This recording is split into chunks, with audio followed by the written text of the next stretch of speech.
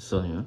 이번 영상은 아마 세스가 말하는 평행우주에 대해서 좀 알기 쉽게 나오는 내용이 나옵니다. 이 페이지를 넘기면 나오는데 아쉬우니까 여기 읽고 넘어갈게요. 그 어떤 물체도 세월의 흐름과 함께 변화할 만큼 오랫동안 존재할 수 없습니다.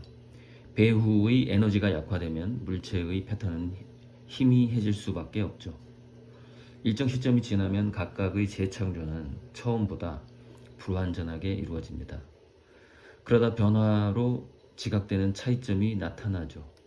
물체를 구성하는 성분들은 이미 오래전에 사라졌고 그 형태는 수없이 새로운 성분으로 가득 찹니다. 이건 우리가 아주 상식적으로 알고 있죠. 몇 주 또는 2년 정도면 뼈세포까지 바뀐다.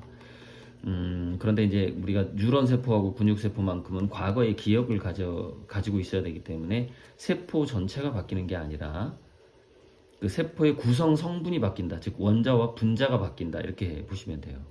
세포 자체가 사라지지 않죠. 뉴런하고 근육 세포는 그래서 우리가 몸의 기억을 가지고 있는 것이죠. 자전거 한번 타면 안 까먹는 이유가 그것과 관련된 뉴런의 그 연결을 그대로 유지하면서 그 내부의 부품만 바꾼다, 분자만 바꾼다. 그렇게 기억 때문에 그렇습니다. 장기 기억을 하기 위해서. 자, 의식은 육체적 물질을 통해 3차원 현실 안에서 사용 가능한 상태가 됩니다. 개인화된 에너지가 여러분의 영역에 들어오면 그 안에서 제 능력을 최대한 발휘할 수 있는 상태로 자신을 표현합니다.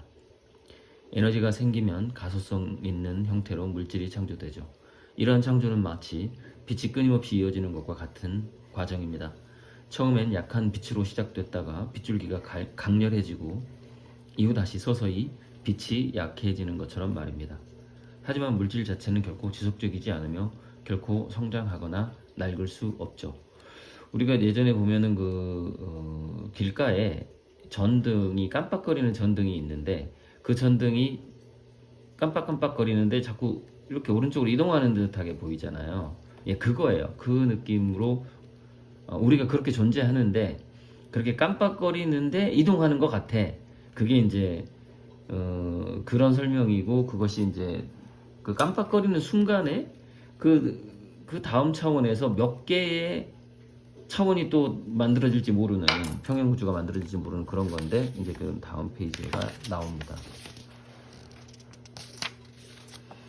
그래서 제가 이 페이지를 읽고 이 페이지에는 관찰자의 숫자만큼의 평행우주가 만들어진다라는 식으로 표현을 했어요. 그래서 그건 아니라고 제가 적어 놓은 거예요. 매 순간 평행우주는 알 수 없을 만큼 많아진다. 꼭 관찰자의 숫자씩 그렇게 많아지는 게 아니다라고 써놨는데 다음 페이지 보니까 그게 또 나오더라고요. 그래서 여기까지만 읽으면 이제 좀 평행우주가 세스의 그 평행우주가 좀 잘 정리가 되고 더 이상 평행우주 얘기가 안 나올 수도 있죠. 이 당시에는 제가 전에 말했지만 1971년경에 하버드인가 프린스턴인가에서 평행우주 다세계 해석이 강의가 이루어졌단 말이죠. 그리고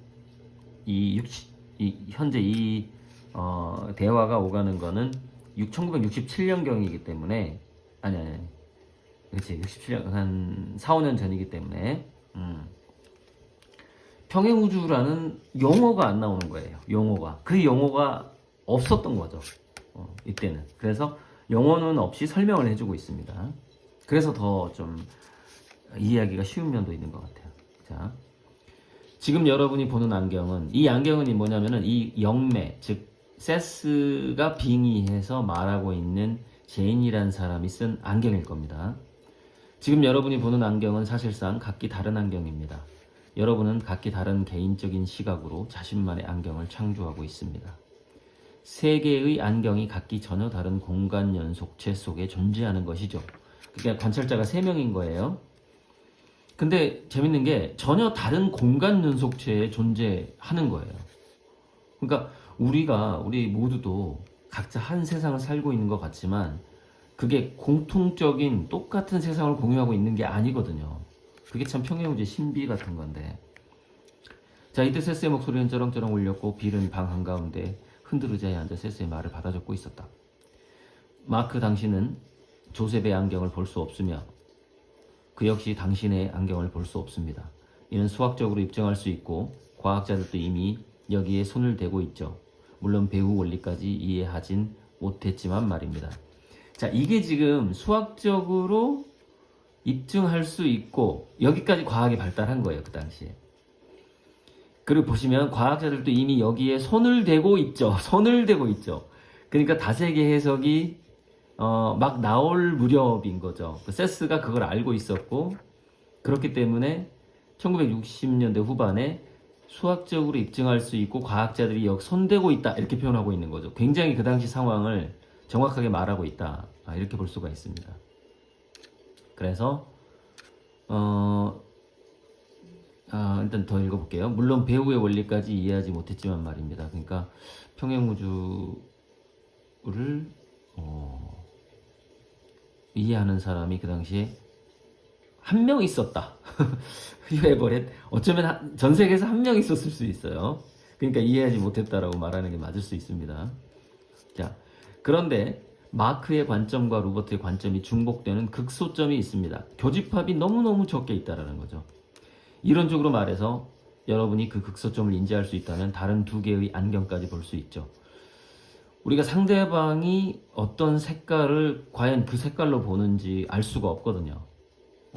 그러니까 대충 뭐 비슷하긴 하겠지만 정확히 알 수가 없고 또 어떤 생각을 하는지 알 수 없듯이, 그런데 그 교집합을 인지하게 되면은 드디어 이제 텔레파시라던가 뭐 여러 가지 상대방이 인식하는 다른 평행우주까지 내가 다차원을 인식할 수 있다거나 그런 일이 벌어지겠죠.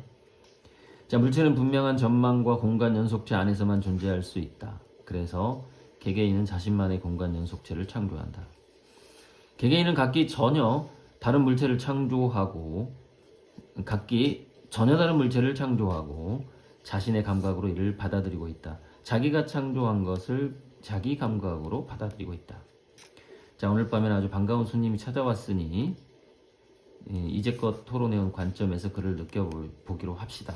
그래서 이제 평행우주가 무한히 굉장히 많을 수 있다는 얘기가 또 나옵니다. 자, 조셉, 의자에 앉아있는 마크를 보십시오. 그는 자신의 공간 연속체와 개인적인 전망 속에서 만들어낸 자신의 의자에 앉아 있습니다. 그러니까 우리 여기서 이 전망이라는 게 아비투스죠. 자신의 공간 연속체 상에서 우리의 개개의 어떤 세계관과 전망이 물질과 그 세상을 만들어내고 그 자신의 의자에 앉아 있습니다. 당신과 로버트는 마크를 지각하고 있지만 그 마크들은 마크가 만들어낸 마크가 아니죠. 마크가 본인 스스로 만들어낸 본인을 보는 게 아니라 각기 관찰자들이 만들어낸 타인을 보고 있는 거죠. 자, 마크는 의자에 앉아 있으면서 끊임없이 자신의 육체적 이미지를 창조하고 있습니다. 와우. 그러니까 자기 자신이 창조하는 이미지가 있는데 그 이미지를 자기가 인식하는데 또 그 워낙에 많은 자기 자신의 육체적 이미지를 창조하기 때문에 그게 이제 무한대의 평행우주죠. 그 중에 하나를 상대방이 본다 이렇게 볼 수가 있겠죠. 그래서 끊임없이 자신의 육체적 이미지를 창조하고 있습니다. 자신의 심령 에너지와 특정한 원자와 분자들을 이용해서 말이죠.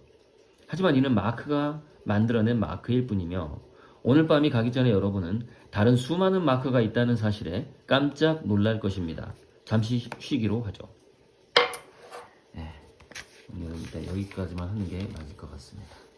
써요.